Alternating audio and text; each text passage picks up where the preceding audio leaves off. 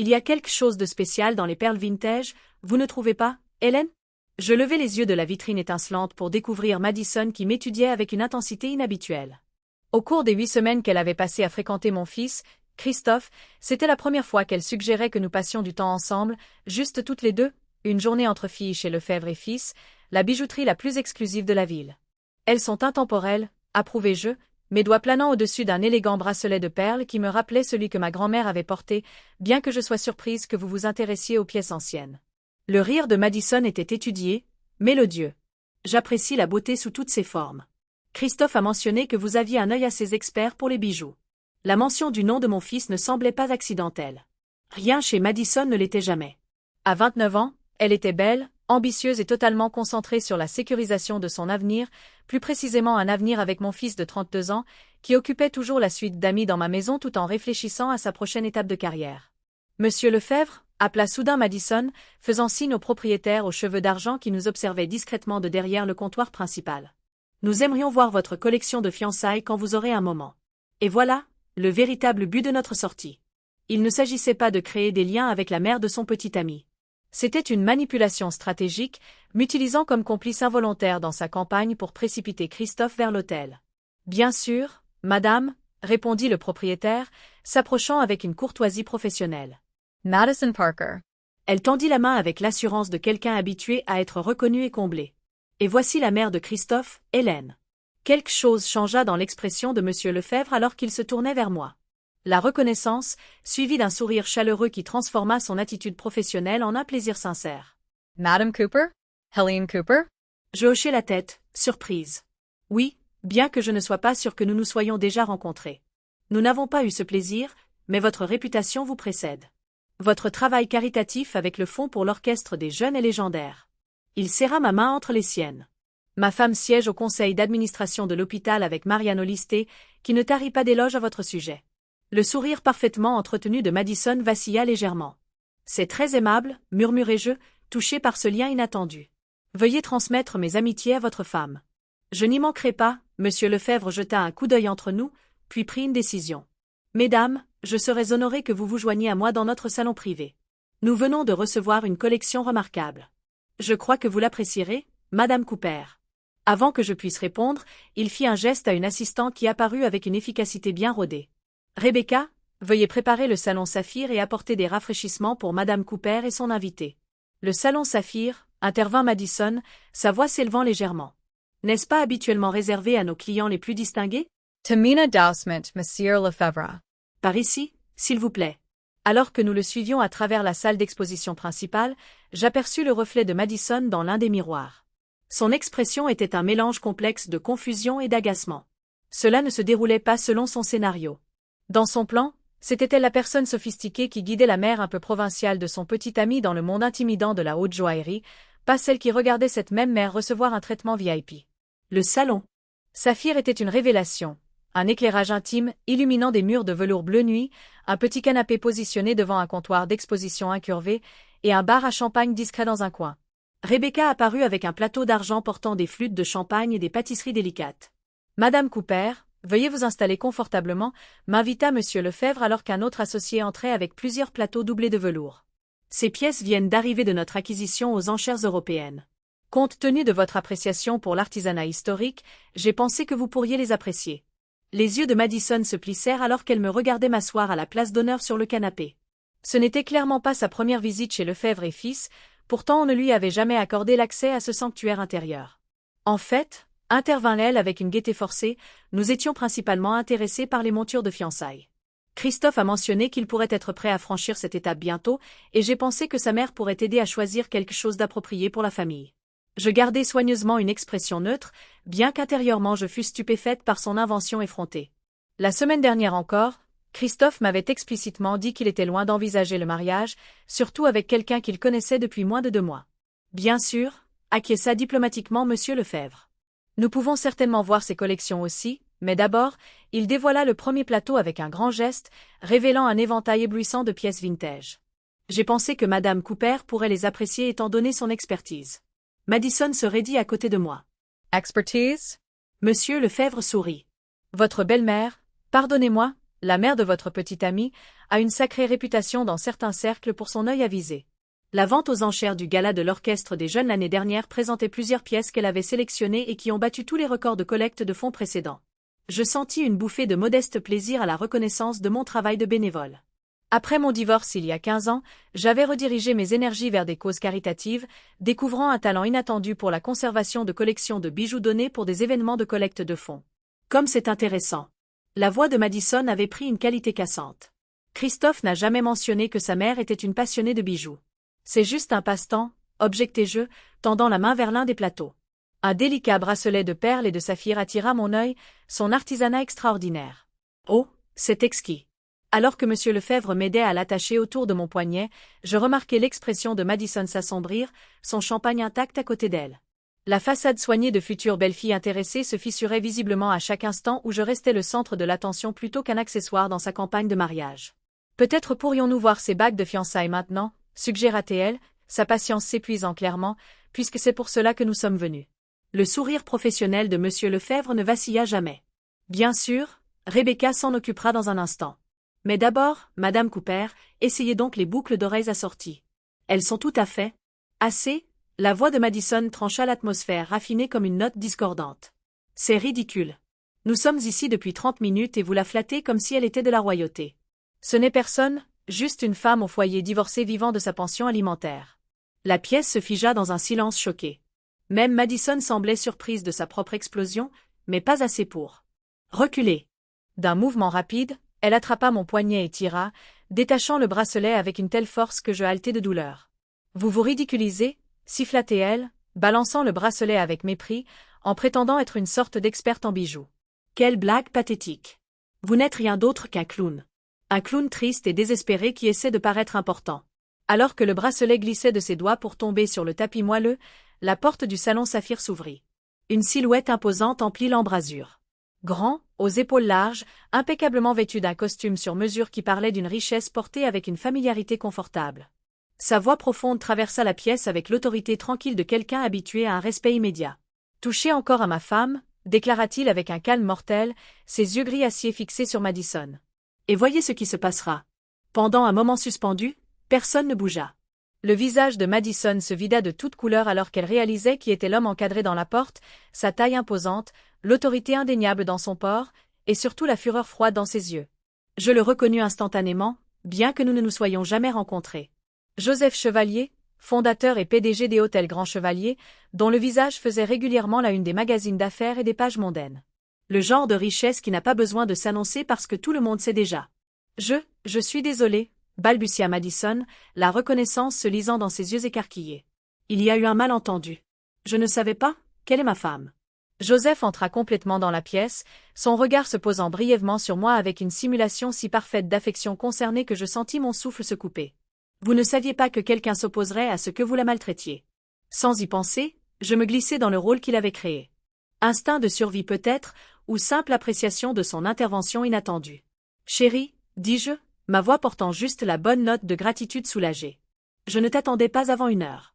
Joseph se déplaça à mes côtés avec une confiance douce, m'aidant à me lever avec une douceur qui contrastait vivement avec sa présence intimidante. Sa main dans le creux de mon dos était rassurante, presque familière.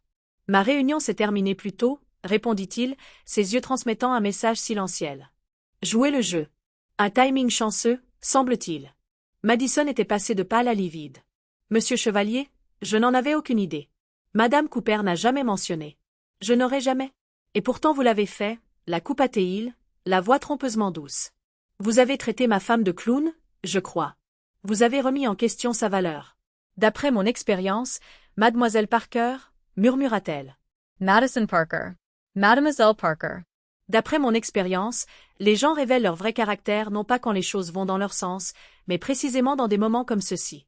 Il se pencha pour ramasser le bracelet sur le sol, l'examina avant de le placer soigneusement dans ma paume, fermant mes doigts autour avec un geste à la fois protecteur et possessif.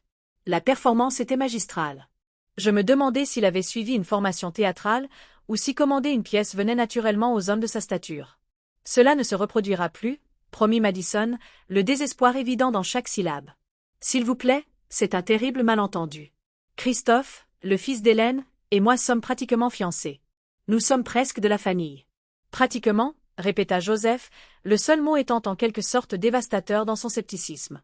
Monsieur Lefebvre, qui avait observé ce drame inattendu avec une discrétion professionnelle, prit enfin la parole. Peut-être que mademoiselle Parker aimerait voir notre collection de fiançailles dans la salle d'exposition principale.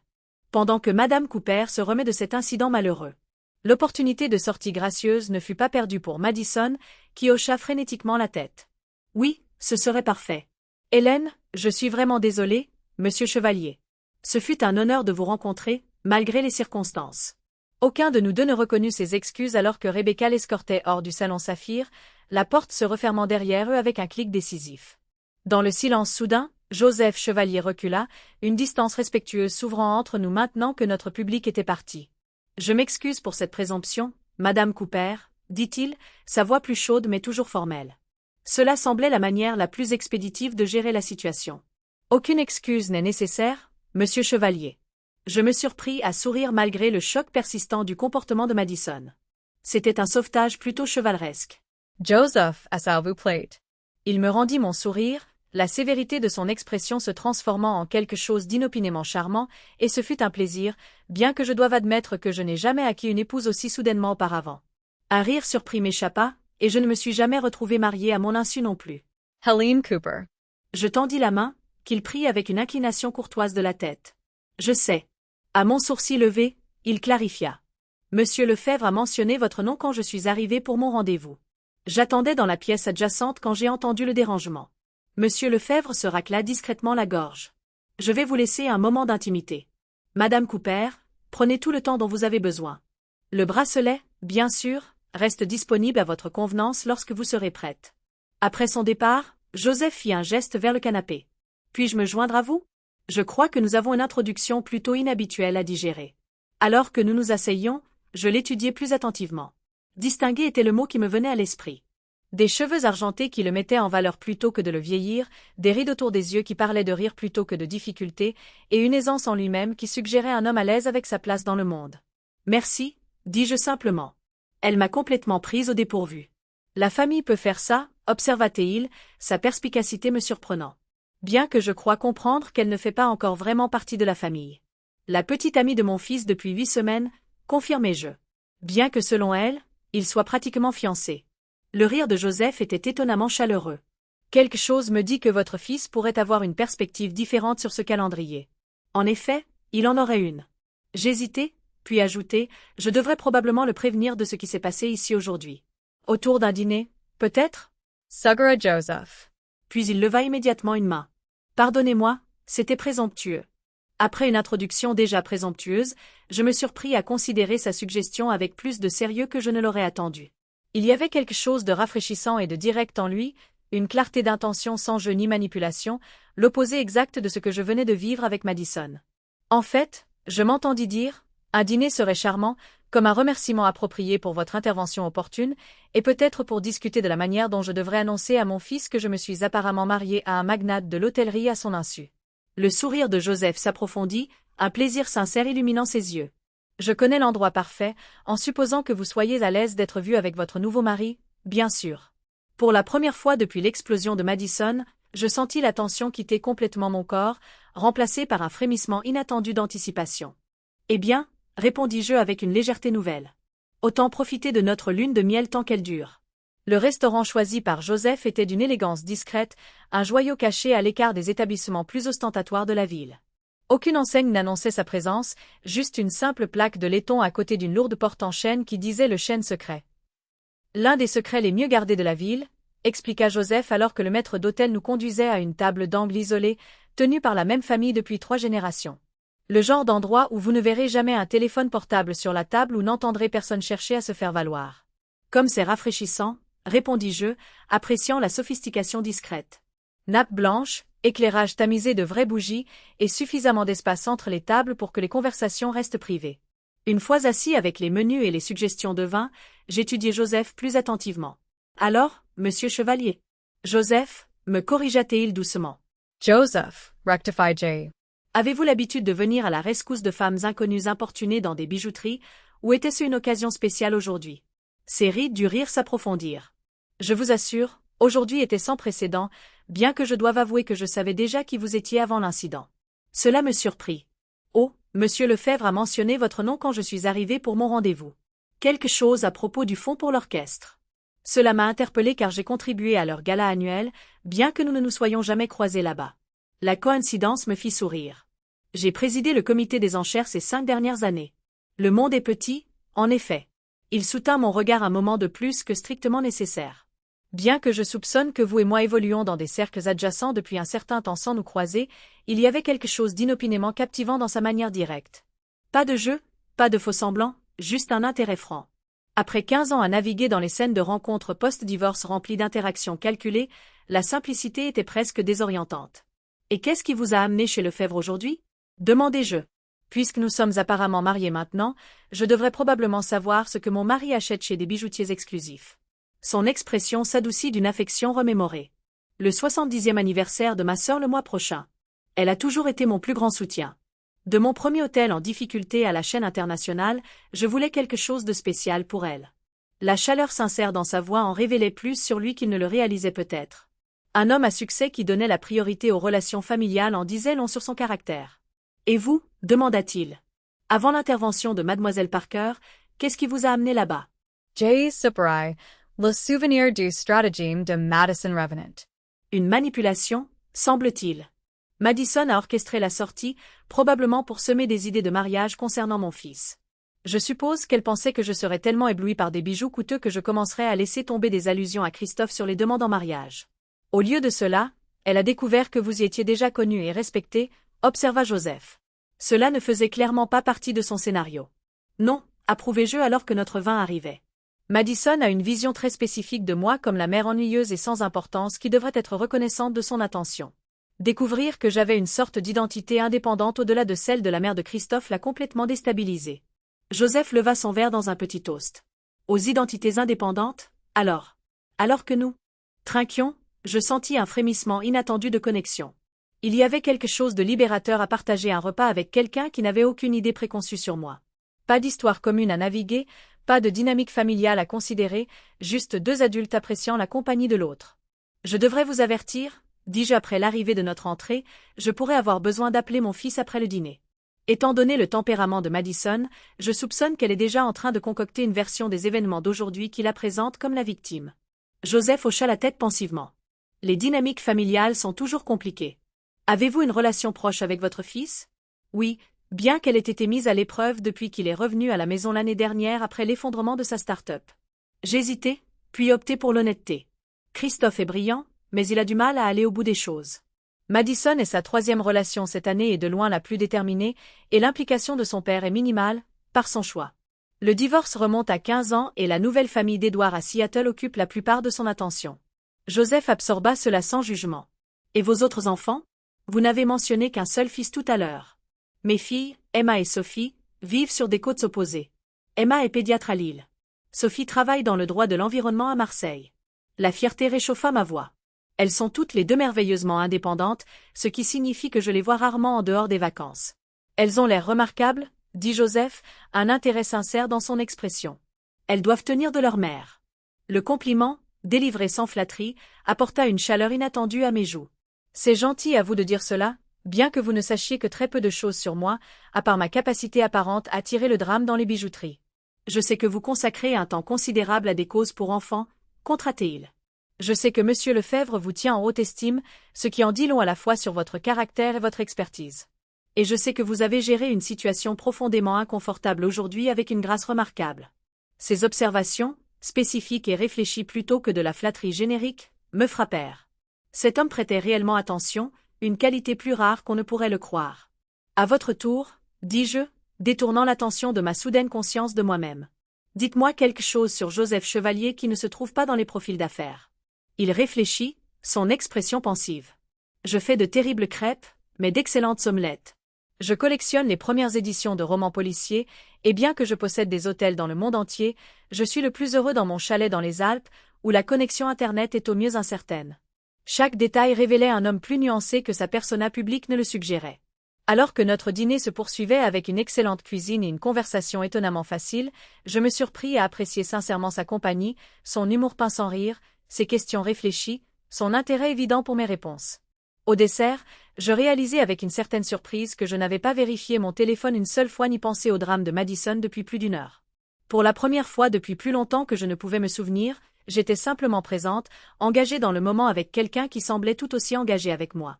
Lorsque Joseph insista pour me raccompagner chez moi malgré mes protestations que je pouvais facilement appeler un VTC, je me surpris à accepter avec un plaisir inattendu.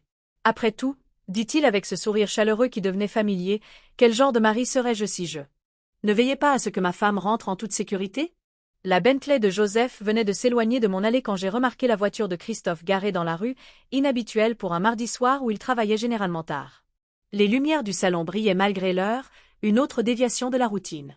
J'avais à peine fermé la porte d'entrée que la voix de mon fils vint de la direction de la cuisine, tendue d'une émotion à peine contenue. « Maman, c'est toi? Nous devons parler. » Le nœud était immédiatement apparent. Madison était assise à l'îlot de ma cuisine, les yeux rougis dans une parfaite simulation de détresse, tandis que Christophe faisait les 100 pas à proximité, son expression orageuse. Ils attendaient clairement mon retour, une embuscade coordonnée. « Bonsoir, » dis-je calmement, posant mon sac à main sur la table de l'entrée. « C'est inattendu. » « Inattendu ?» La voix de Christophe s'éleva. « Tu humilies Madison dans une bijouterie de luxe, et tu appelles ça inattendu ?» J'évaluai la scène avec une clarté nouvelle. Madison était arrivée la première avec sa version des événements, une version qui la présentait évidemment comme la victime innocente de mon snobisme apparent. Je vois que Madison a partagé sa perspective sur la sortie d'aujourd'hui, observai-je, entrant dans la cuisine avec un calme délibéré. Je suis curieuse de savoir ce qu'elle t'a dit exactement. Madison renifla délicatement, cherchant la main de Christophe comme si elle avait besoin de soutien. Je voulais juste que nous passions une belle journée ensemble, pour créer des liens, et puis tu as été si différente au magasin, froide.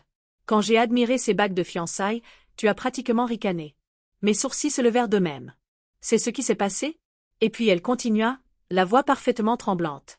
Quand j'ai essayé de te réconforter parce que le vendeur t'ignorait, tu as complètement surréagi. Tu as fait en sorte que la sécurité me fasse sortir. C'était humiliant, Christophe. Tout ça parce que je voulais inclure ta mère dans notre bonheur. La fabrication était d'une audace à couper le souffle. J'aurais pu admirer sa créativité si elle n'avait pas été aussi calculatrice. Christophe passa une main dans ses cheveux, son tic pour une agitation extrême depuis l'enfance. « Maman, c'est quoi ce bordel? Madison essayait de t'inclure dans quelque chose d'important et tu as joué les reines de glace avec elle. Ça ne te ressemble pas. Non, approuvai-je doucement. Ça ne me ressemble pas du tout. » Madison a dû sentir un terrain dangereux dans mon calme car elle ajouta rapidement « Je sais que tu te sens seule depuis le divorce. Peut-être que voir des couples heureux est difficile. Je comprends. Vraiment. Nous pouvons oublier que tout cela s'est produit. » Le ton condescendant facilita ma décision. J'avais prévu de parler à Christophe en privé pour lui ouvrir doucement les yeux sur les manipulations de Madison, mais cette performance exigeait une approche différente. « Christophe, dis-je d'un ton égal, aimerais-tu entendre ce qui s'est réellement passé aujourd'hui ?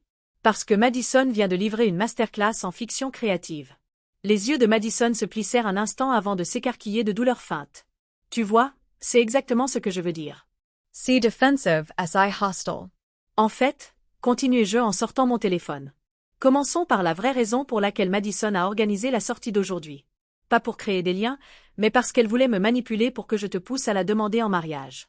Christophe cligna des yeux, déstabilisé. Quoi? Non, ce n'est pas. Elle a dit au consultant de la bijouterie que nous étions là pour regarder des montures de fiançailles parce que tu étais prêt à franchir cette étape bientôt. Oh, que tu avais discuté de mariage avec elle. Je n'ai jamais. La confusion de Christophe était évidente. Nous ne sortons ensemble que depuis 8 semaines. Je n'ai jamais mentionné le mariage. Madison Chanhea. Instantanément de tactique, les larmes disparaissant. C'était un petit mensonge pour obtenir un meilleur service, Chris. Les bijouteries traitent mieux les clients qui cherchent une bague de fiançailles. Ce n'était pas sérieux. Alors pourquoi me dire que tu y allais pour créer des liens avec Hélène? Sa voix avait pris une nouvelle inflexion. Ce sont des histoires très différentes, Madison. Elle se redressa, abandonnant complètement la posture de victime. Est-ce que ça a de l'importance? Le fait est que ta mère m'a embarrassée devant tout le monde. Elle a fait une scène énorme alors que j'essayais juste d'être amicale. Une scène? Répétai-je pensivement. Une caractérisation intéressante de la part de quelqu'un qui m'a traité de clown pathétique et a physiquement arraché des bijoux de mon poignet. La tête de Christophe se tourna brusquement vers Madison. Tu as fait quoi? Son sang-froid se brisa visiblement. Elle exagère. Je l'ai à peine touché. J'ai un bleu qui se forme sur mon poignet si tu veux voir, offris-je doucement. Et je suis sûr que Lefebvre et Fils a des enregistrements de vidéosurveillance s'il y a le moindre doute sur ce qui s'est passé. L'expression de Madison passa à un calcul froid. D'accord. Je me suis énervée quand ils l'ont traitée comme une reine tout en m'ignorant. C'était embarrassant. Mais ensuite, son petit ami ou je ne sais quoi est arrivé et m'a menacé. Il m'a vraiment menacé, Christophe, un vieil homme riche prétendant être son mari. Mari? Christophe semblait complètement perdu maintenant. Maman, de quoi parle-t-elle? Je soupirai, ne voyant aucune façon gracieuse de contourner la vérité. Joseph Chevalier se trouvait par hasard chez Lefebvre lorsque Madison a fait sa scène. Il est intervenu quand elle est devenue physiquement agressive. Joseph Chevalier, répéta Christophe, perplexe. Le type des hôtels dans les magazines d'affaires. Lui-même. Les yeux de Madison se plissèrent de suspicion. Vous aviez l'air bien proche pour quelqu'un que vous venez de rencontrer. Et où étiez-vous toute la soirée? Il est presque 23 heures. Nous avons dîné, répondis-je simplement, pour le remercier de son intervention. Cela semblait la chose civilisée à faire. Christophe étudia mon visage avec une nouvelle attention. Tu as dîné avec Joseph Chevalier, le milliardaire. Millionnaire, je crois, corrigeai-je. Et oui, il est tout à fait charmant quand il ne défend pas des inconnus contre des rencontres hostiles dans des bijouteries. Le visage de Madison s'était complètement transformé. Le calcul n'eut remplaçant toute prétention de détresse émotionnelle. C'est donc là que tu as passé la soirée, à un rendez-vous avec un type riche que tu viens de rencontrer alors que j'étais ici, morte d'inquiétude pour notre relation. Le pivot manipulateur était presque impressionnant. Christophe, cependant, ne suivait plus son exemple. Son expression était passée de la colère à une évaluation réfléchie alors qu'il nous regardait tour à tour. Madison, dit-il finalement, je pense que tu devrais rentrer chez toi. Nous pourrons parler demain quand tout le monde sera plus calme. Mais Chris, SLT played. Sa voix était ferme. J'ai besoin de parler à ma mère seule. Sa sortie fut un chef-d'œuvre de réticence et de dignité blessée, complété par un baiser tremblant sur la joue de Christophe et un regard larmoyant depuis le seuil de la porte. La performance aurait été plus convaincante si je n'avais pas vu avec quelle rapidité elle avait changé de registre émotionnel tout au long de la soirée. Quand la porte se referma derrière elle, Christophe se tourna vers moi avec une confusion sincère. « Maman, qu'est-ce qui se passe? Madison débarque, hystérique, en disant que tu l'as humiliée. Puis tu rentres tard d'un dîner avec un milliardaire célèbre qui a prétendu être ton mari. Rien de tout cela n'a de sens. » Je me dirigeai vers le réfrigérateur, réalisant soudain à quel point la journée avait été épuisante. C'est une histoire plutôt longue. Voudrais-tu un thé pendant que j'explique? Alors, si je comprends bien, dit Christophe, tenant sa tasse de thé alors que nous étions assis dans le salon. Madison t'a emmené à la bijouterie spécifiquement pour te manipuler afin que tu me pousses à la demander en mariage. C'est ce qui semble avoir été le plan, confirmai-je. Elle a semblé assez décontenancée quand le personnel m'a reconnu et m'a offert un traitement VIP. Cela ne correspondait pas à son récit où elle était la personne sophistiquée guidant la mère un peu simplette de son petit ami. Christophe Gramacca. A-t-elle toujours été aussi calculatrice? Comment ai-je pu passer à côté? Elle est habile, offris-je, ne voulant pas blesser davantage sa fierté. Et tu étais concentré sur ta reconstruction après l'échec de la start-up. Parfois, nous voyons ce que nous avons besoin de voir dans les relations. Il passa de nouveau une main dans ses cheveux, un geste si réminisce de son enfance que mon cœur s'adoucit. À 32 ans, mon fils cherchait encore sa voie, toujours vulnérable à ceux qui reconnaissaient ses insécurités. Et puis Joseph Chevalier se trouvait là par hasard, le Joseph Chevalier, et il a prétendu être ton mari pour te sauver de la crise de Madison. Je ne pus m'empêcher de sourire devant son incrédulité. La vie offre parfois des moments dignes d'un scénario de film. C'en était apparemment un. Et puis tu es allé dîner avec lui, continua Christophe, en train de digérer l'information. Juste comme ça.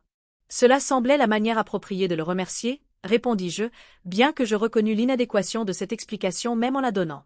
La vérité était à la fois plus simple et plus complexe. J'avais eu envie de passer plus de temps avec Joseph, une prise de conscience qui me surprenait encore. Christophe m'étudia avec une attention nouvelle. ILT plate? J'ai apprécié sa compagnie, reconnus-je prudemment. Il est intelligent, direct et rafraîchissant, sans aucun agenda caché. Contrairement à Madison, ajouta Christophe sombrement. Je n'ai pas dit ça. Tu n'avais pas besoin de le faire. Il posa sa tasse avec un clic décisif. J'ai été un idiot, n'est-ce pas? Elle me poussait pour avoir les clés de la maison, suggérait que nous combinions nos finances pour plus d'efficacité, laissait tomber des allusions sur les bagues de fiançailles, tout ça après moins de 2 mois de relation. Sa prise de conscience me soulagea et m'inquiéta à la fois. Christophe, je ne t'ai pas dit ça pour te monter contre Madison. C'est ta relation à évaluer. Maman, son expression était désabusée. Elle t'a physiquement attrapé et t'a traité de clown en public, puis est venue ici et a menti sur tout l'incident. Je pense que nous avons dépassé le stade de l'évaluation en douceur. Son évaluation franche me rassura sur le fait que, malgré son approche parfois indécise de la vie, la boussole morale de mon fils restait intacte. Ce qui m'inquiète davantage, continua-t-il, me surprenant, c'est que tu aies senti que tu ne pouvais pas me parler directement de son comportement. Que tu prévoyais de m'ouvrir doucement les yeux plutôt que de simplement dire « ta petite amie est manipulatrice et agressive ». Cette observation me prit au dépourvu. Je ne voulais pas passer pour la mère qui se mêle de tout et qui n'aime pas la petite amie de son fils. Parce que Madison t'a positionné de cette façon, conclut-il avec une perspicacité inattendue. En créant une dynamique où toute critique de ta part semblerait être de la jalousie ou de la possessivité. Je clignai des yeux devant sa perception. C'est remarquablement astucieux. Je ne suis pas complètement inconscient, dit-il avec un sourire d'autodérision, juste parfois aveuglé par un joli visage et une flatterie bien exécutée. Nous restâmes assis en silence amical pendant un moment. La tension qui avait accueilli mon arrivée s'était complètement dissipée. Quand Christophe reprit la parole, son ton avait changé pour une curiosité prudente. Alors, Joseph Chevalier, il a quel âge, à peu près ton âge? Je crois qu'il a 68 ans, répondis-je, regrettant aussitôt la promptitude de ma réponse. Nous n'avons pas spécifiquement discuté de nos âges. Les sourcils de Christophe se haussèrent, mais vous avez discuté de suffisamment d'autres choses pour dîner jusqu'à près de 23 heures. Une chaleur inattendue monta à mes joues. Nous avions beaucoup de choses à nous dire après notre introduction inhabituelle. Hum hum. Son expression devint enjouée, un changement bienvenu par rapport à la détresse antérieure. Et aurez-vous d'autres choses à vous dire à l'avenir? Il a mentionné qu'il me montrerait sa nouvelle propriété hôtelière, admis-je, la restauration de ce bâtiment historique en centre-ville. Apparemment, ils ont préservé des détails architecturaux remarquables. Le sourire de Christophe s'élargit. Alors, tu as un deuxième rendez-vous. Ce n'est pas un rendez-vous, protestai-je automatiquement, puis je fis une pause.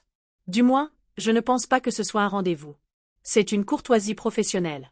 Maman. La voix de Christophe s'adoucit. Ce n'est pas grave si c'est un rendez-vous. Tu sais ça, n'est-ce pas? Tu as le droit d'avoir une vie personnelle. Sa permission, bien qu'inutile, toucha quelque chose de vulnérable en moi. Depuis le divorce, j'avais orienté toute mon existence autour de mes enfants, de mon bénévolat, de l'entretien de la maison qui était devenu le refuge de Christophe. La possibilité de donner la priorité à mes propres intérêts amoureux me semblait presque transgressive. Ça fait très longtemps que je ne suis sortie avec personne, dis-je doucement.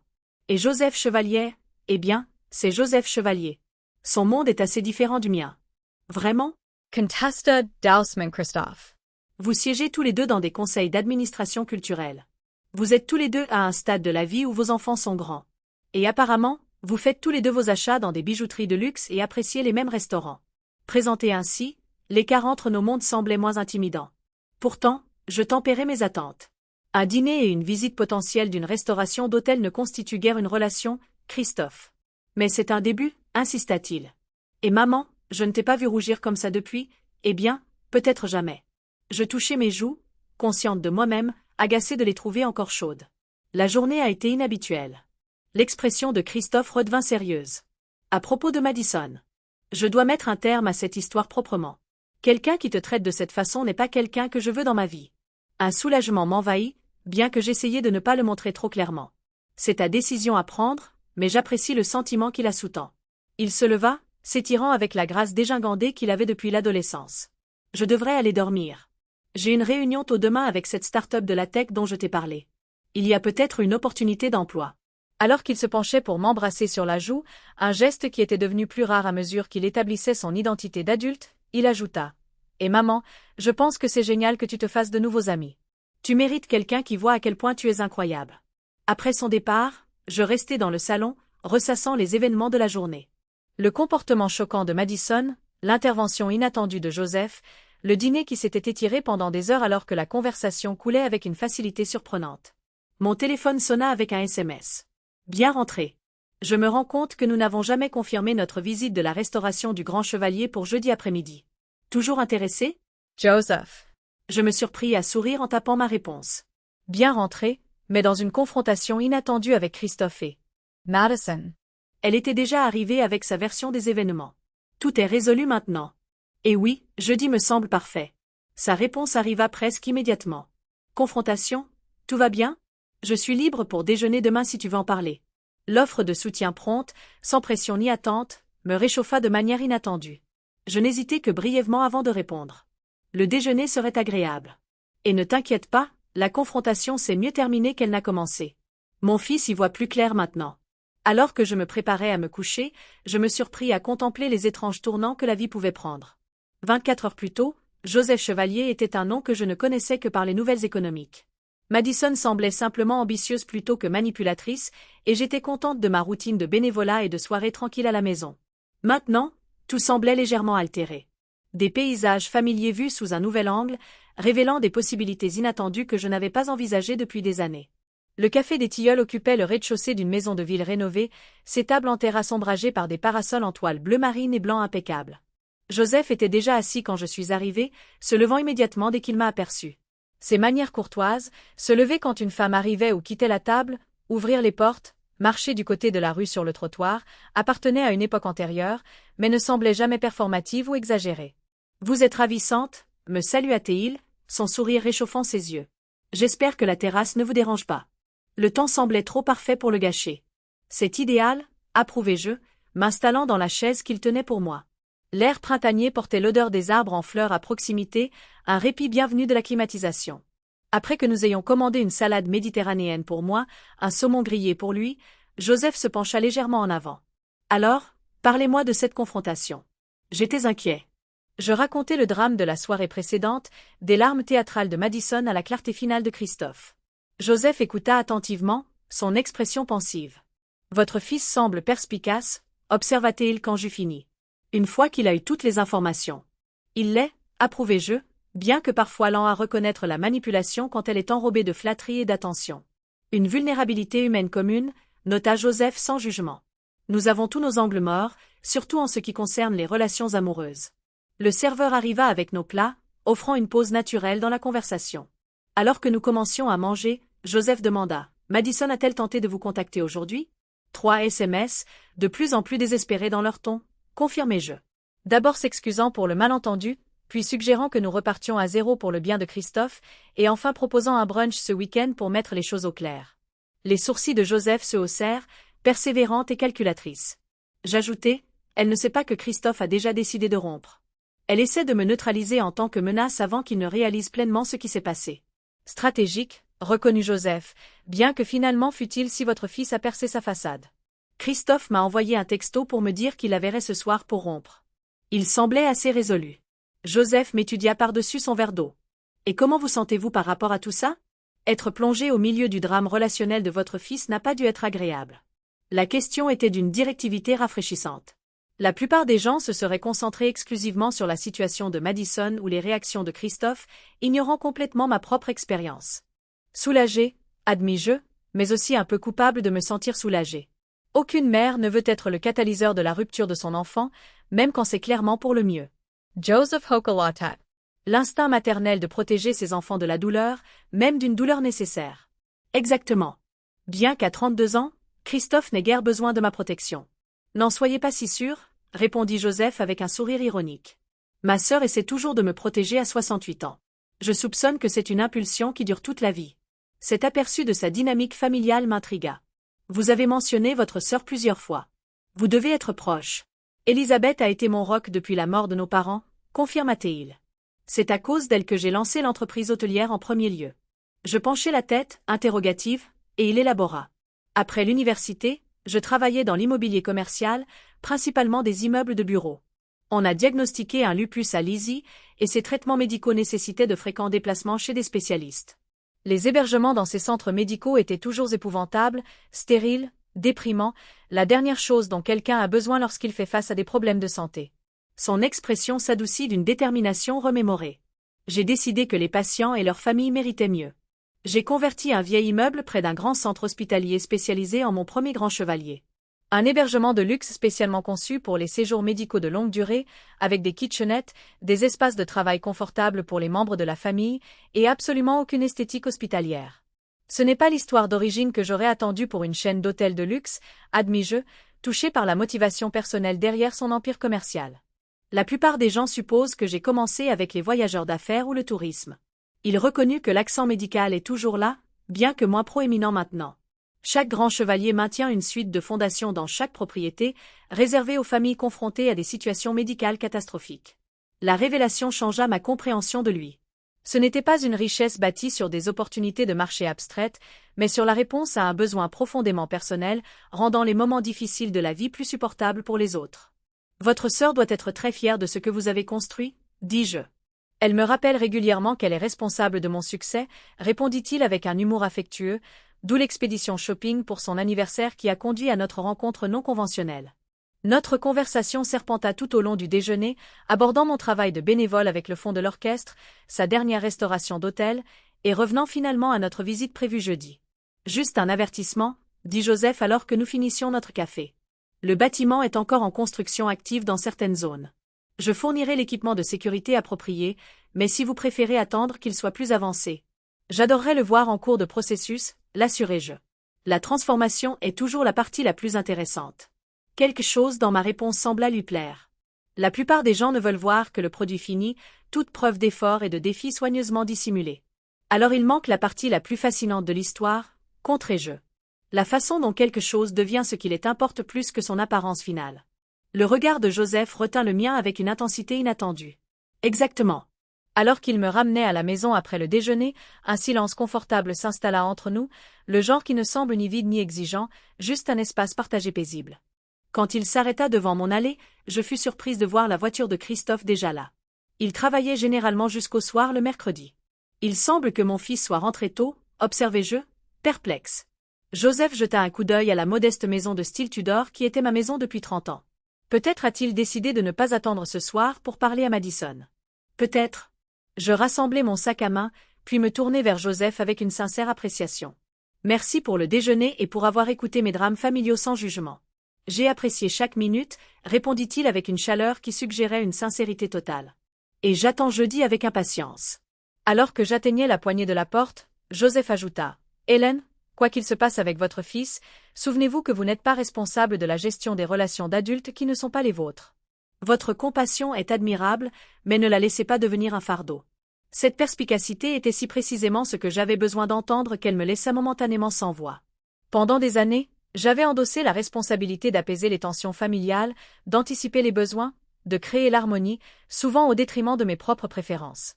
Joseph avait en quelque sorte reconnu ce schéma après seulement 2 conversations. J'essaierai de m'en souvenir, dis-je finalement. Bien que les vieilles habitudes et la vie dure. Son sourire était compréhensif. Les changements les plus valables nécessitent généralement de la pratique. Alors que la voiture de Joseph disparaissait dans la rue, je m'approchai de ma porte d'entrée, curieuse de la présence inattendue de Christophe. En entrant, je le trouvai dans la cuisine, en train de hacher agressivement des légumes avec plus de force que les carottes ne l'exigeaient. « Tu es rentré tôt ?» observai-je, posant mon sac à main. « Tout va bien ?» Il leva les yeux, son expression un mélange complexe de colère et de soulagement. « J'ai rompu avec Madison. » À l'instant, pas ce soir comme prévu. Que s'est-il passé? Le couteau de Christophe s'arrêta en plein milieu. Elle s'est pointée à mon bureau avec des brochures de bagues de fiançailles et la suggestion que nous allions à Deauville ce week-end pour nous marier sur un coup de tête. Je clignai des yeux, momentanément sans voix devant une telle audace. C'est remarquablement déplacé après les événements d'hier. C'est encore mieux, continua-t-il sombrement. Quand je lui ai dit que je savais ce qui s'était réellement passé à la bijouterie, elle a essayé de me convaincre que tu avais manipulé Joseph Chevalier pour qu'il te défende, que tu avais en quelque sorte orchestré toute la confrontation pour la faire passer pour la méchante. C'est une sacrée théorie du complot, observai-je, gardant ma voix neutre malgré l'absurdité. Apparemment, je suis à la fois pathétiquement insignifiante et diaboliquement calculatrice. Le rire de Christophe contenait peu d'humour.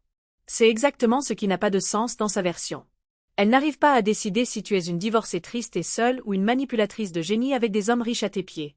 La caractérisation me piqua légèrement, bien que je susse qu'elle venait de Madison plutôt que de mon fils. Et comment a-t-elle pris la rupture? Il reprit le hachage, son mouvement toujours vif de tension résiduelle. D'abord le déni, puis les larmes, puis les menaces sur le fait que je regretterais de l'avoir perdu. Tout le spectre. J'ai finalement dû demander à la sécurité de l'escorter dehors quand elle a refusé de quitter mon bureau. Je suis désolé, dis-je, sincèrement. Ça n'a pas dû être facile. Christophe soupira, sa colère semblant se dégonfler. Le pire, c'est la clarté avec laquelle je vois les signaux d'alarme maintenant. Ils étaient là depuis le début. Le bombardement d'amour, l'intimité précipitée, l'isolement subtil des amis qui n'étaient pas assez favorables à notre relation. Je me dirigeai vers le réfrigérateur, sortant des ingrédients pour compléter le projet de cuisine anti-stress qu'il avait initié. Ne sois pas trop dur avec toi-même. Les personnes manipulatrices sont douées dans ce qu'elles font. Je suppose. Il jeta les légumes hachés dans un bol avec une force inutile. Quoi qu'il en soit, c'est fini. Complètement fini. Alors que nous préparions le dîner ensemble, un rituel de son enfance qui réapparaissait encore en période de stress, Je me demandais si je devais mentionner ma visite prochaine avec Joseph.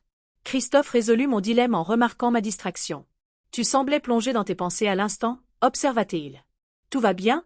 Je pensais juste à jeudi, admis-je. Joseph me fait visiter la restauration du Grand Hôtel Chevalier en centre-ville. L'expression de Christophe s'éclaircit. Alors, le deuxième rendez-vous est toujours d'actualité. Bien. Ce n'est pas un rendez-vous, protestai-je automatiquement, puis je me repris. Ou peut-être que si. Je n'en suis pas tout à fait sûr, ce qui indique probablement depuis combien de temps je ne suis sortie avec personne.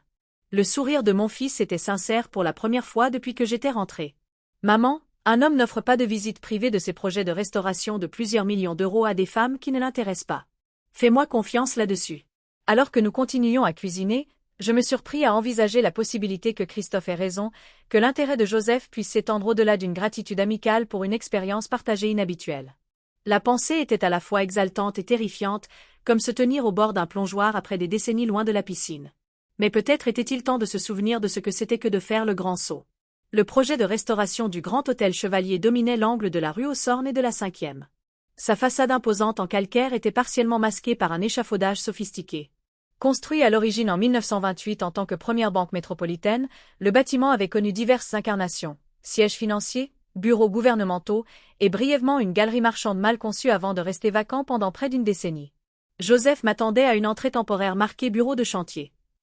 Son habituel costume impeccable était remplacé par un jean foncé bien coupé et une chemise anthracite. Malgré sa tenue plus décontractée, il conservait cet air indéfinissable d'autorité qui lui semblait aussi naturel que de respirer. Pile à l'heure, me salua-t-il avec un plaisir évident. J'attendais avec impatience de vous montrer ce projet. C'est une sorte de passion personnelle. J'attendais avec impatience de le voir, répondis-je sincèrement. Le bâtiment avait été un point de repère du centre-ville toute ma vie. Son déclin progressif était une source de préoccupation pour la communauté jusqu'à ce que les hôtels Chevalier annoncent son acquisition il y a 2 ans. Joseph me tendit un casque de chantier blanc et un gilet de haute visibilité assorti au sien. La sécurité d'abord, expliqua-t-il. Certaines zones sont encore des chantiers très actifs. En entrant dans le hall principal, je haletai involontairement. Des plafonds vertigineux avec des moulures art déco restaurées s'arquaient au-dessus d'un espace à la fois grandiose et intime. Les sols en marbre d'origine avaient été méticuleusement nettoyés et réparés, leurs motifs géométriques complétant des luminaires en laiton qui brillaient comme s'ils étaient neufs. C'est extraordinaire, soufflai-je, me tournant lentement pour absorber les détails. Vous avez conservé le caractère original tout en le rendant contemporain. L'expression de Joseph se réchauffa d'une fierté évidente. C'était exactement notre objectif, honorer le patrimoine du bâtiment tout en veillant à ce qu'il réponde aux attentes. Moderne. Il désigna une élégante réception. Les anciens guichets de la banque ont été réutilisés pour l'enregistrement de l'hôtel. Les détails en laiton sont tous d'origine, simplement restaurés. Pendant l'heure qui suivit, Joseph me guida à travers la transformation du bâtiment. Des chambres d'hôtes aménagées dans d'anciens bureaux avec des boiseries et des fenêtres d'origine soigneusement préservées. La grande salle de bal qui avait été autrefois le rez-de-chaussée de la banque, ses lustres massifs reconstruits avec une technologie LED qui imitait la lueur chaude des ampoules à incandescence d'origine. Le jardin sur le toit créé là où des équipements mécaniques avaient autrefois encombré l'horizon. Tout au long de la visite, j'ai été frappé par la connaissance intime de Joseph de chaque détail, non seulement des aspects commerciaux, mais aussi du savoir-faire artisanal impliqué.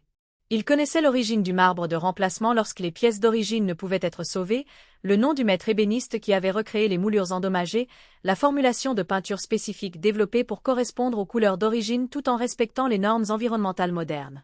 Vous êtes exceptionnellement impliqué pour un PDG, observai-je alors que nous nous arrêtions dans ce qui allait devenir le restaurant signature de l'hôtel. La plupart des cadres de votre niveau délégueraient ces détails à des chefs de projet. Joseph sourit, une pointe de gêne dans son expression. Ce bâtiment est spécial pour moi. Mon père m'amenait ici quand c'était encore la première banque métropolitaine. Il faisait ses opérations bancaires pendant que je contemplais les peintures murales et les détails du plafond, inventant des histoires sur les personnes représentées. Cet aperçu du garçon à l'intérieur de l'homme d'affaires prospère me toucha de manière inattendue. Donc, cette restauration est personnelle. Tout à fait. Il me guida vers un bar partiellement achevé où les portes originales de la chambre forte de la banque avaient été intégrées dans le design. Lorsque la propriété est devenue disponible, j'ai agi plus rapidement que notre calendrier d'acquisition habituel. Certains membres de mon conseil d'administration pensaient que j'étais sentimentale plutôt que stratégique. Et l'étiez-vous? Demandai-je, sincèrement curieuse. Let's do? Admit-il avec une franchise rafraîchissante. L'emplacement et la structure avaient un sens commercial, mais j'aurais trouvé un moyen de le justifier de toute façon. Certaines opportunités transcendent la logique des feuilles de calcul.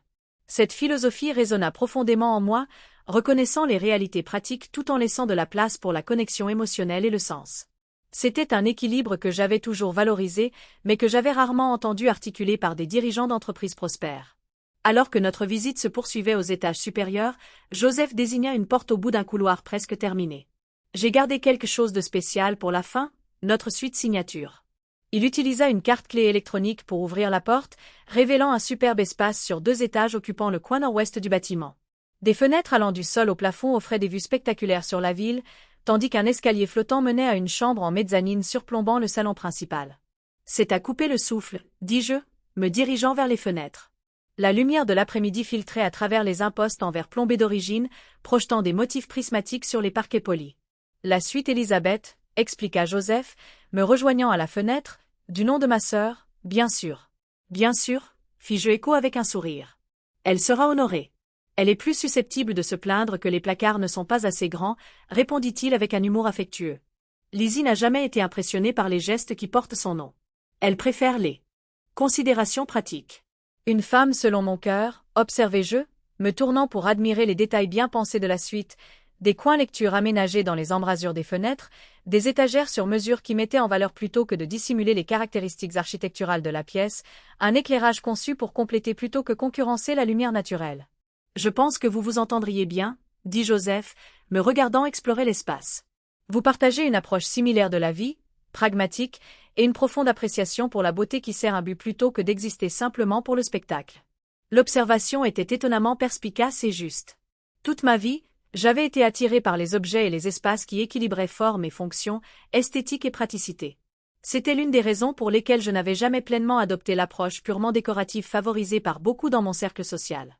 Quand l'hôtel ouvre-t-il officiellement? Demandai-je, me dirigeant à contre-cœur vers la porte alors que Joseph consultait sa montre. Dans 8 semaines, répondit-il. Bien que cette suite sera terminée avant la date prévue. J'envisage d'organiser un petit dîner en avant-première ici pour les mécènes locaux des arts qui ont soutenu les efforts de préservation. Peut-être pourriez-vous m'aider à compiler la liste des invités.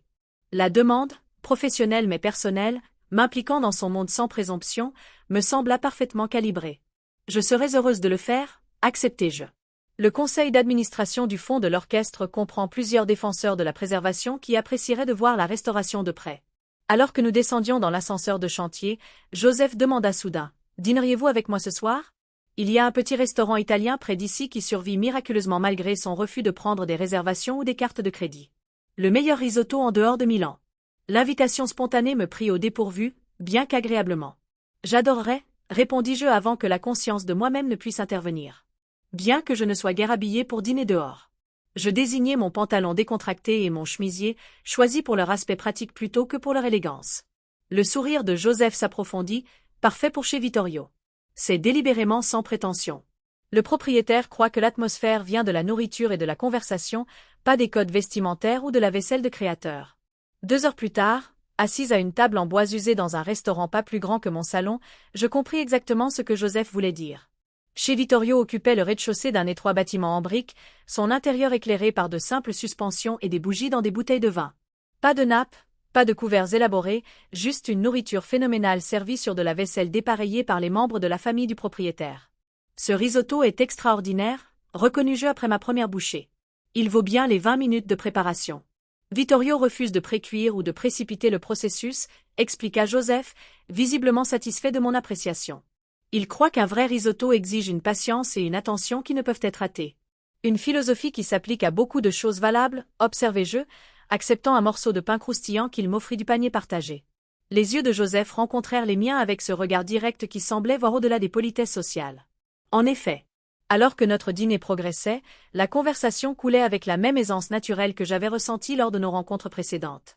Nous découvrîmes des perspectives communes sur l'éducation artistique, des goûts similaires en matière de romans policiers et une appréciation mutuelle pour le jazz qui nous avait tous deux surpris dans notre jeunesse.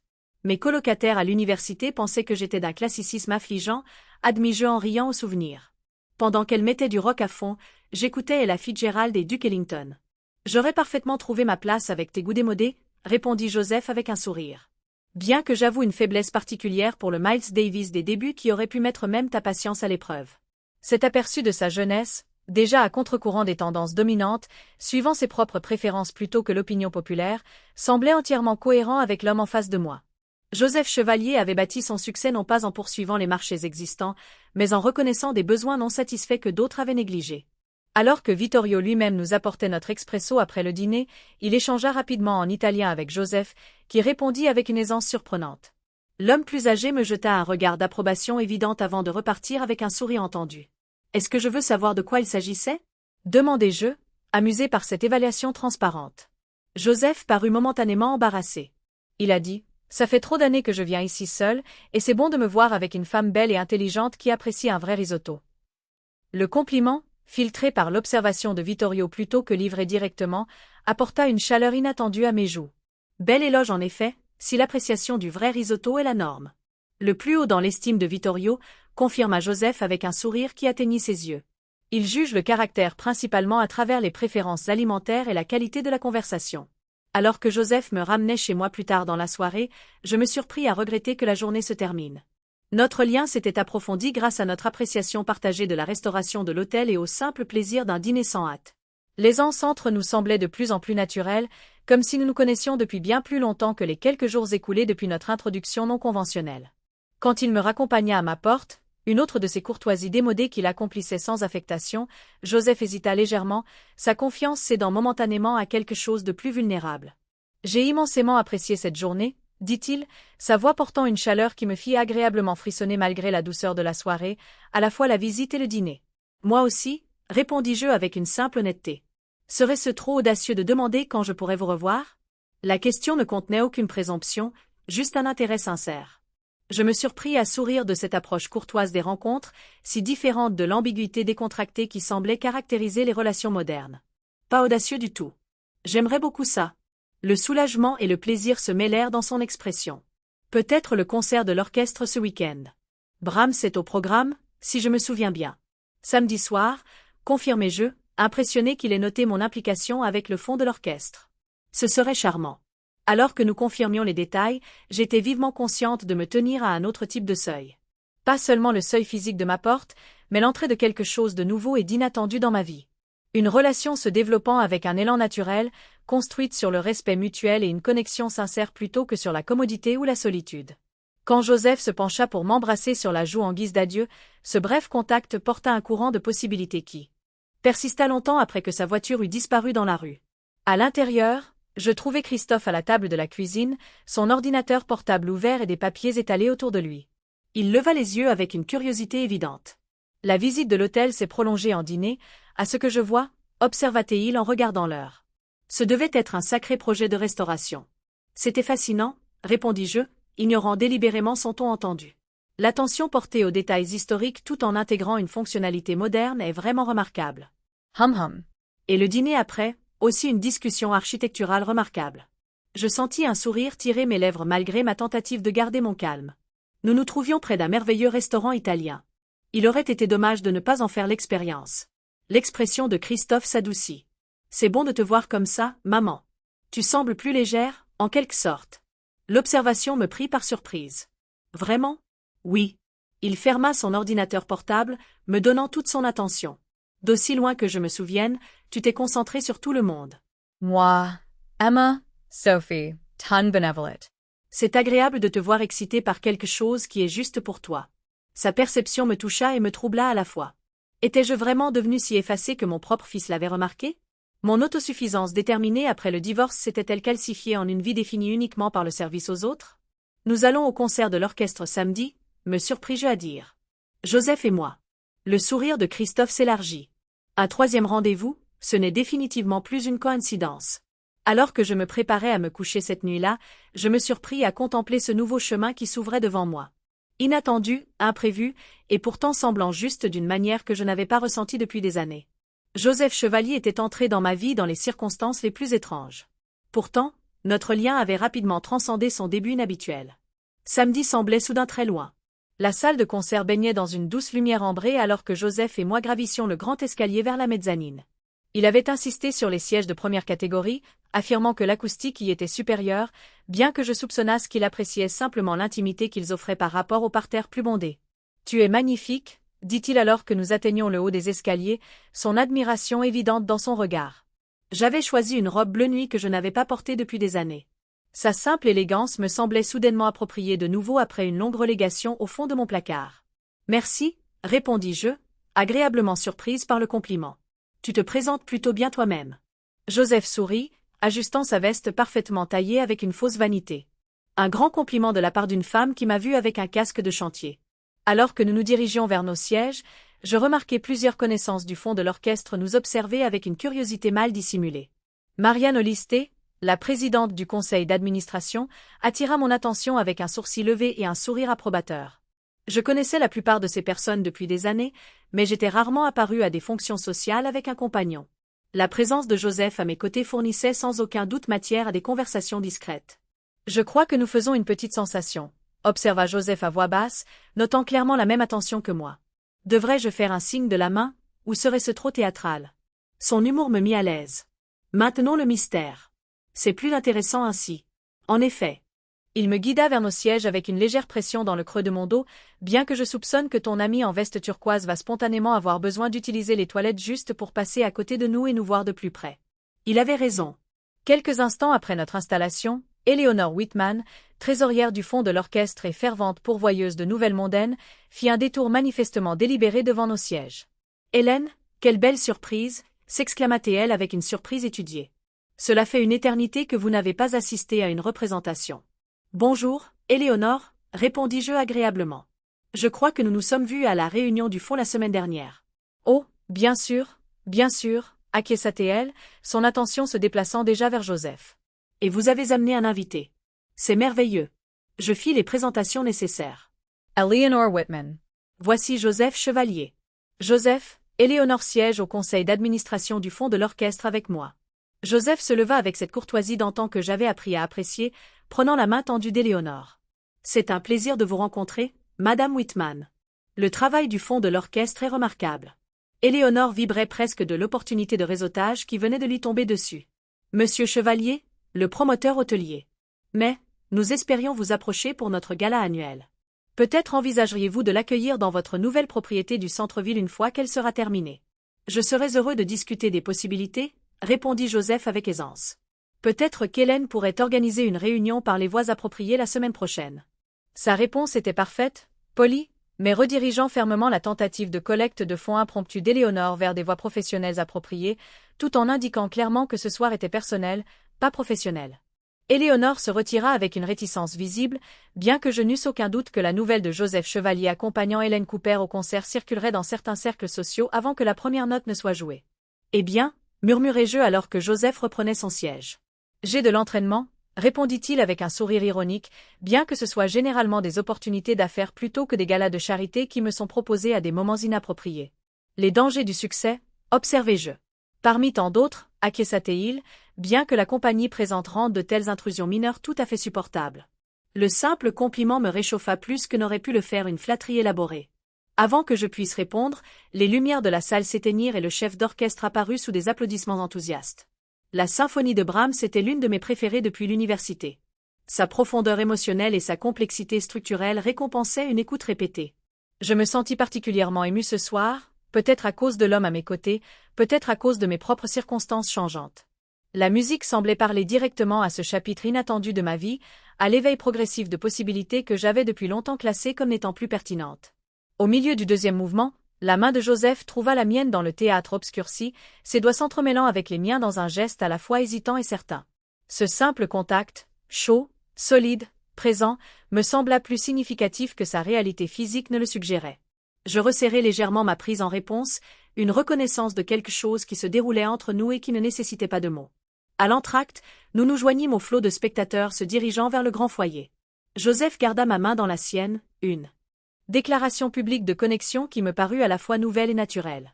Votre fond de l'orchestre a créé quelque chose de vraiment spécial ici, observa-t-il alors que nous trouvions un coin tranquille à l'écart des bars animés. L'orchestre est de classe mondiale. Le chef d'orchestre actuel a transformé le programme, approuvai-je. Quand j'ai rejoint le conseil d'administration pour la première fois, ils avaient du mal à remplir les sièges. Maintenant, la plupart des représentations se vendent des semaines à l'avance.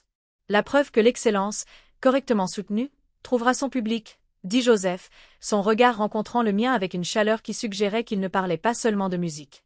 Le moment fut interrompu par une agitation près de l'entrée principale, des voix fortes, un agent de sécurité se déplaçant rapidement à travers la foule, des spectateurs se retournant avec des expressions d'alarme et de curiosité. « Mais que se passe-t-il » murmurai-je, me hissant sur la pointe des pieds pour voir par-dessus la foule qui se rassemblait.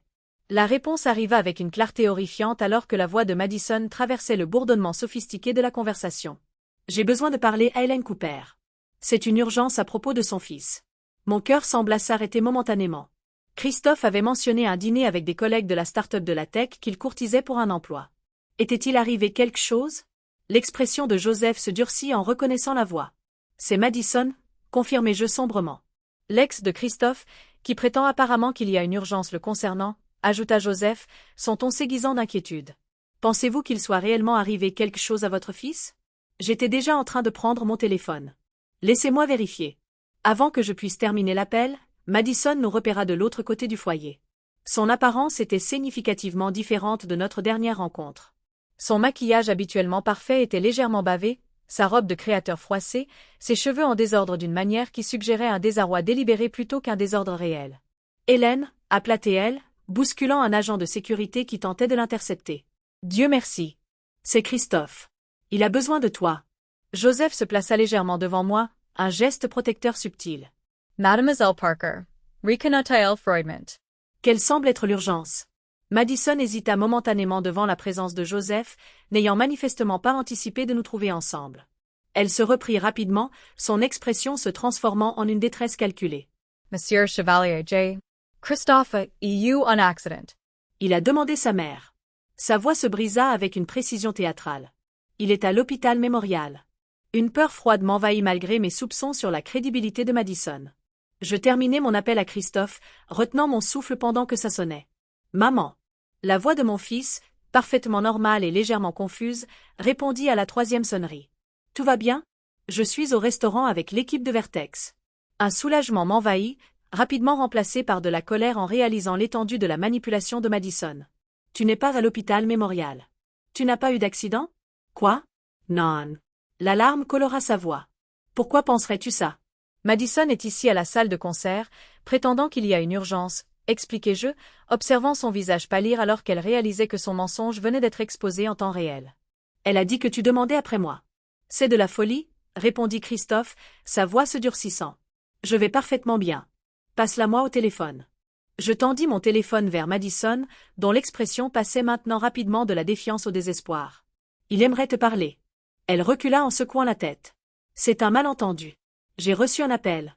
Quelqu'un a dû faire une blague. » Mademoiselle Parker. Joseph l'interrompit avec une autorité tranquille. « Soit vous parlez à Christophe maintenant, soit je serai obligé d'impliquer la sécurité plus directement. Créer une fausse urgence dans un lieu public pourrait avoir de graves conséquences. » Le sang-froid de Madison se brisa complètement. « C'est de ta faute, » siffla-t-elle en ma direction, abandonnant toute prétention de préoccupation. « Tu l'as monté contre moi. 3 ans de travail préparatoire ruinés parce que tu ne pouvais pas te mêler de tes affaires. 3 ans?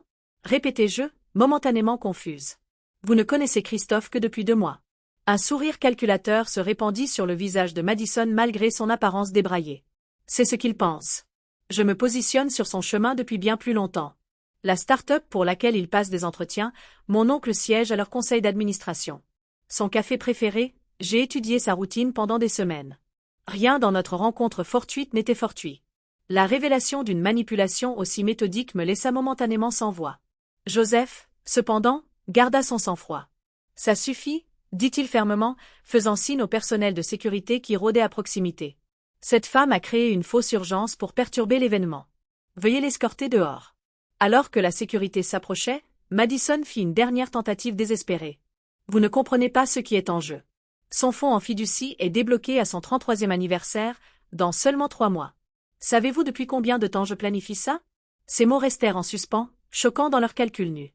Je fixai cette femme qui avait ciblé mon fils comme s'il n'était rien de plus qu'une acquisition financière, son aveu plus accablant que toute accusation que j'aurais pu formuler. « Christophe peut entendre » dis-je doucement, brandissant mon téléphone où l'appel était toujours en cours.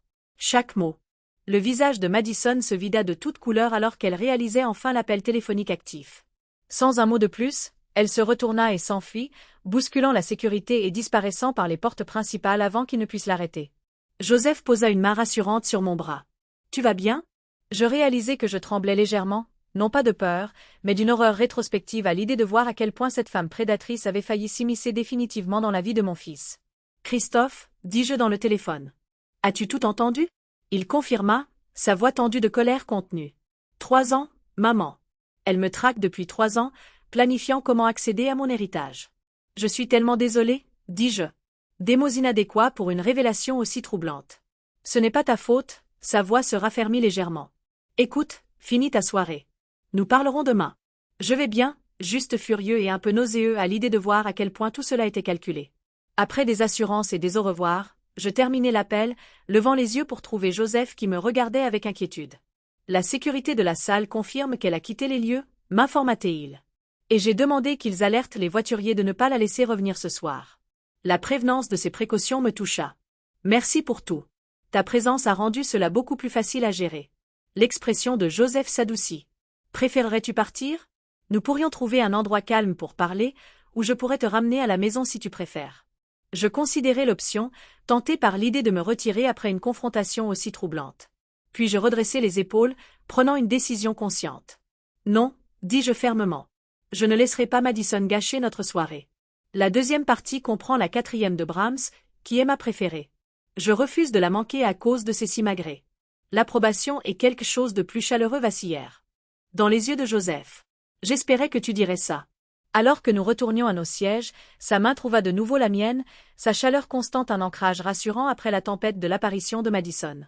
La musique, quand elle reprit, sembla parler encore plus puissamment. Ces thèmes de lutte, de résilience et de transcendance ultime, soudainement personnels plutôt qu'abstraits. Au moment où le dernier mouvement atteignit sa conclusion puissante, je me sentis restauré.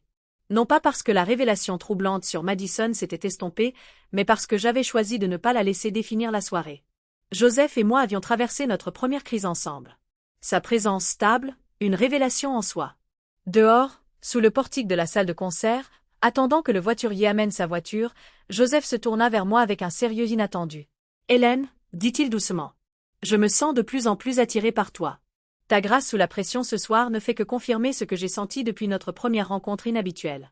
J'aimerais beaucoup continuer à te voir, pas seulement pour des soirées occasionnelles, mais comme une présence régulière dans la vie de l'un et de l'autre. » La franchise de sa déclaration, ni pressante ni ambiguë, me coupa le souffle. Après des années d'indépendance soignée, la perspective d'une connexion intentionnelle portait à la fois l'exaltation et la trépidation. « J'aimerais ça aussi, répondis-je, ma voix plus stable que je ne le sentais. Bien que je doive te prévenir, ma vie semble avoir développé des éléments dramatiques inattendus ces derniers temps. » Le sourire de Joseph revint, réchauffant tout son visage. « Je trouve que je ne suis pas contre un peu de drame, tant qu'il est partagé avec la bonne personne. » Alors que sa voiture arrivait et que nous nous préparions à quitter cette soirée perturbée mais finalement sauvée, je me surpris à contempler la rapidité avec laquelle la vie pouvait changer. Comment une rencontre fortuite dans une bijouterie pouvait déclencher une série d'événements qui rouvriraient des portes que j'avais longtemps considérées comme définitivement fermées. L'apparition désespérée de Madison avait par inadvertance mis en lumière quelque chose d'important, le contraste entre la manipulation et la connexion sincère, entre l'acquisition calculée et l'appréciation authentique. En cherchant à perturber ce qui se développait entre Joseph et moi, elle en avait au contraire souligné la valeur. Certaines leçons arrivent dans des paquets inattendus. Le brunch du dimanche était une tradition dans ma maison depuis que les enfants étaient petits, un moment où les appareils électroniques étaient mis de côté, la conversation coulait librement et nous nous retrouvions en famille au milieu d'emplois du temps chargés. Bien qu'Emma et Sophie vivent maintenant à l'autre bout du pays, Christophe et moi avions maintenu le rituel lorsque son emploi du temps le permettait. Ce dimanche particulier avait un poids supplémentaire après la performance dérangeante de Madison au concert. Christophe arriva ponctuellement à 11h, son expression plus sérieuse que d'habitude, alors qu'il m'aidait à préparer notre menu traditionnel de gaufres belges, de fruits frais et de l'omelette aux herbes spéciales que son père m'avait appris à faire des décennies auparavant. « As-tu eu de ces nouvelles ?» demandai-je alors que nous travaillions côte à côte dans la cuisine. Christophe secoua la tête. « Pas directement, mais elle a envoyé des fleurs à mon bureau hier avec une carte prétendant qu'elle avait été manipulée par le petit ami de ta mère pour faire ses déclarations. » Il roula des yeux. Apparemment, Joseph a utilisé une guerre psychologique pour la piéger et lui faire révéler un plan inexistant. Je faillis laisser tomber le bol que je tenais. C'est absurde. Joseph lui a à peine adressé 10 mots. Exactement. La bouche de Christophe se crispa alors qu'il coupait des fraises avec une force inutile. C'est juste une autre manipulation, essayer de semer la zizanie entre nous en vous présentant, toi et Joseph, comme des conspirateurs contre notre amour véritable. » L'audace était à couper le souffle. « Penses-tu qu'elle continuera à te poursuivre ? » « Elle a intérêt à ne pas le faire, » répondit Christophe sombrement. « J'ai tout documenté. Sa fausse urgence au concert, son aveu sur la campagne de harcèlement de 3 ans, ses tentatives de m'isoler des amis qui n'étaient pas assez favorables. Mon avocat lui a envoyé une lettre de mise en demeure ce matin. » Je clignai des yeux, surprise. « Tu as déjà parlé à un avocat ? » Dès hier matin. Il versa les fraises dans un bol avec des mouvements efficaces. « Ce qu'elle a fait va au-delà d'une mauvaise rupture, maman. Le ciblage calculé, la recherche de mes routines, se positionner sur mon chemin pendant des années. C'est un comportement prédateur.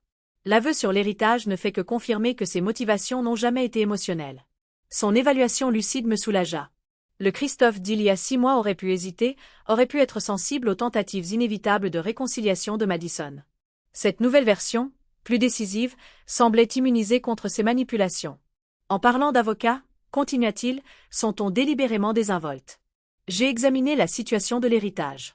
Savais-tu que papa avait inclus une clause de mariage qui aurait donné à tout conjoint l'accès à 20% immédiatement après le mariage? Une froide prise de conscience m'envahit. C'est pour ça qu'elle poussait si fort pour un mariage rapide. Exactement. 20% de mon héritage lui aurait appartenu, quelle que soit la durée du mariage. Plus d'un demi-million d'euros pour simplement m'amener à l'hôtel. Le calcul était glaçant. Pas seulement le motif financier, mais la patience impliquée dans un stratagème à si long terme. Madison avait investi des années à se positionner pour accéder à l'héritage de Christophe, le traitant comme une cible plutôt qu'une personne. « Je suis tellement désolé, » dis-je, tendant la main pour toucher son bras. « Personne ne devrait subir une telle trahison. » L'expression de Christophe s'adoucit momentanément. « Ce n'est pas ta faute. En fait, si tu n'avais pas été traité comme une VIP dans cette bijouterie, déclenchant la chute de son masque, je serais peut-être encore en train de tomber dans son piège. » Le rappel de la façon dont nos circonstances actuelles avaient commencé, la crise de Madison à la bijouterie, l'intervention inattendue de Joseph, me frappa avec une force renouvelée, comment les choses auraient pu se dérouler différemment sans cette séquence précise d'événements. Alors que nous nous installions à table avec notre brunch, Christophe m'étudia avec une intensité inattendue. « Alors, Joseph Chevalier, les choses semblent progresser. » Le changement de sujet abrupt me prit au dépourvu. « C'est le cas, » reconnus-je prudemment. « Nous passons plus de temps ensemble. » « Maman. » Le ton de Christophe était gentiment réprobateur. « Tu peux faire mieux que ça. » L'homme a fait face à l'urgence théâtrale de Madison sans ciller, puis a formellement demandé à être une présence régulière dans ta vie. Ce n'est pas une fréquentation occasionnelle. La chaleur monta à mes joues. « Tu as entendu cette partie aussi ? » Haut-parleur, admit-il avec un petit sourire. L'équipe de Vertex était curieuse de l'appel d'urgence. Nous avons tous entendu sa déclaration très chevaleresque. La pensée de Christophe et de ses collègues écoutant ce moment privé était mortifiante, bien que son approbation évidente atténuât quelque peu mon embarras.